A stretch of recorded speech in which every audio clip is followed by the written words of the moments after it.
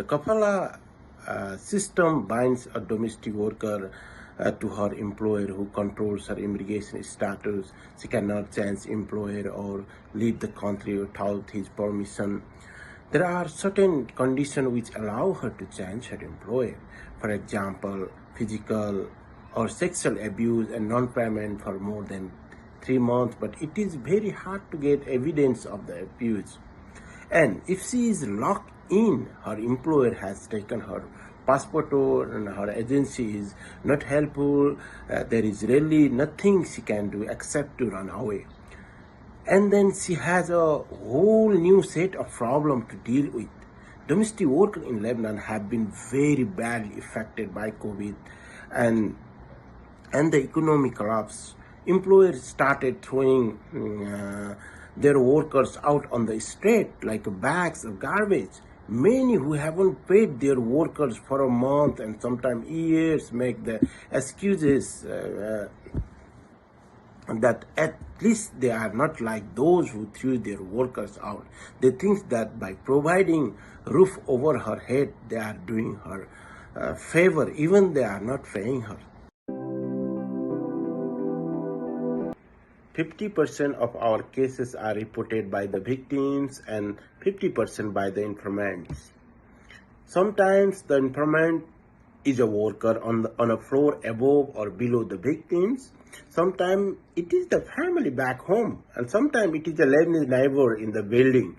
We hope that more Lebanese will start reporting abuses they know of. It takes a village to enslave a worker. It takes only one person with the conscience to save her. When a case is reported, we try first of all to contact the worker herself. We talk to her family back home and ask them how often the worker is in contact, what payment she has sent, and what she has said about the employer. When we have gathered as much information as possible, we call the employer and ask them for their side of the story too.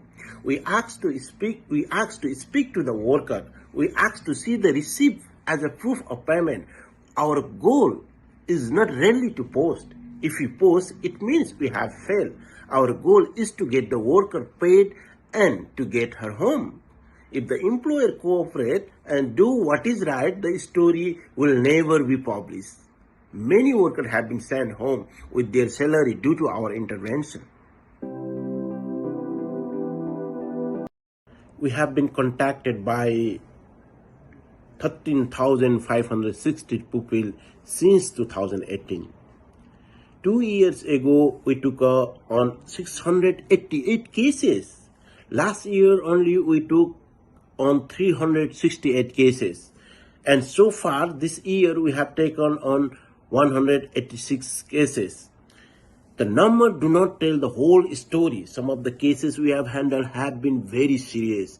This year we had 4 Nepalese women who were enslaved for between 10 and 15 years. One is still inside her employer house and we have been unable to so far to get her out.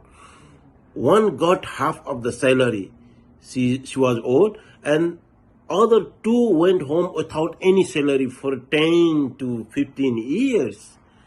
The most common reason people contact us is a non-payment of salary, but we also receive many cases of sexual abuse, including rapes. Another common complaint is the employer refusing to send their worker home. They contact us through our social media platform, mainly Facebook and Instagram.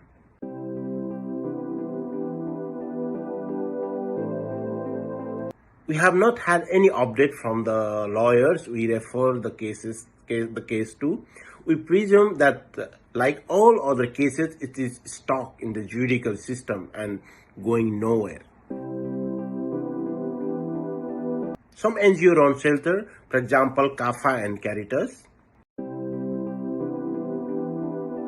We negotiate directly with the employer. Most do not want to be exposed and cooperate. We sometimes draw up payment plans so they can pay off their debt by installment when the worker has gone home, they always send the money directly to the worker. It's our policy never to touch a single cent.